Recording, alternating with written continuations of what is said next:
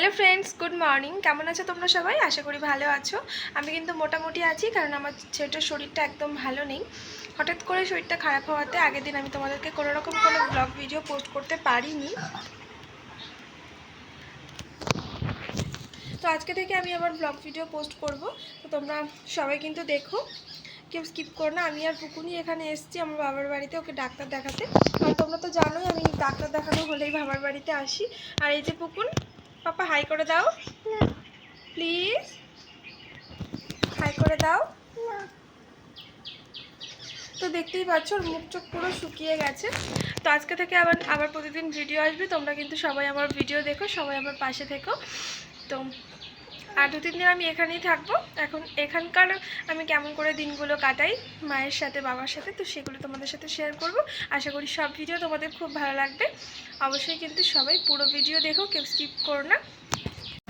তো এই দেখো, এসেই ও এখানে একটা ওর খেলনা আছে, রাইফেল বন্দুক, যেটা ওর মামা কিনে দিয়েছিল রাসের মেলা থেকে। তো সেটা নিয়েই আর কি খেলতে বসে পড়েছে। তারপর আমি ওকে খাইয়ে দাইয়ে স্নান করিয়ে দিয়েছি, আর প্রচণ্ড কান্নাকাটি করছিল। তো তারপর স্নান টান করিয়ে আমাদের ছিল মামা বাড়িতে যাওয়ার। মামা বাড়িতে আর কি আমাদের আজকে দুপুরবেলা খাওয়ার জন্য বলা হয়েছিল, তো সেইখানেই গিয়েছিলাম আমি আর পুকুন তো এখানে এসে দুষ্টুমি শুরু করে দিয়েছে। তো যাই হোক, আমাদের খাওয়া দাওয়া কমপ্লিট। আর পুকুনের ভাত টাত খেয়ে না প্রচণ্ড পরিমাণে ঘুম পেয়ে গেছিলো।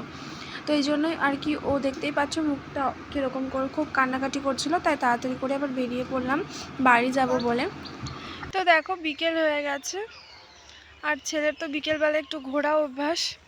তো আর যেহেতু শরীরটা ভালো নেই, তার জন্য প্রচণ্ড পরিমাণে ঘ্যান করছে। আর এদিকে আমার নিজেরও শরীরটা একদমই ভালো নেই। ওকে নিয়ে হাঁটতে আমার কী কষ্ট হচ্ছে, কিন্তু ওই থাকছে না কিছুতেই।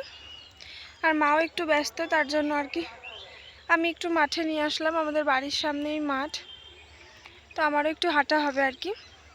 অনেকদিন মাঠে আসাও হয় না। তো চলো আমি একটু মাঠ। হ্যাঁ বাবা, তো চলো অনেকদিন বাদে আমার একটু মাঠটা ঘোরা হবে, আর তোমাদেরকেও একটু মাঠটা দেখাই। তো এই দেখো আমাদের বাড়ির সামনের জমিগুলো এখন পুরোই মানে ফাঁকা ফাঁকা লাগছে, আর কদিন বাদে আবার সবুজ হয়ে যাবে সব ফসলে। তো চলো, এই দেখো আমাদের বিল বাড়ির সামনেই, এটা একটা অনেক বড় বিল। আর ওই যে আমার বাবা দাঁড়িয়ে আছে ওখানে। এই যে আমাদের শশার জমি, এখানে আমার বাবা শশা লাগিয়েছে।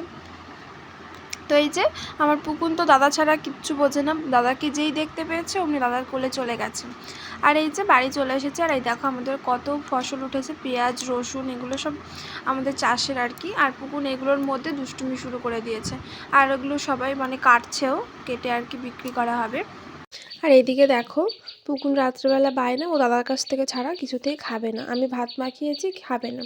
তো বাবা খাচ্ছে আর সাথে ওকেও খাইয়ে দিচ্ছে। তো এই যে খাওয়া দাওয়া করে দাদু না, ওর কাছে এটা দাদা আর দিদুনের সাথে দুষ্টুমি করছে।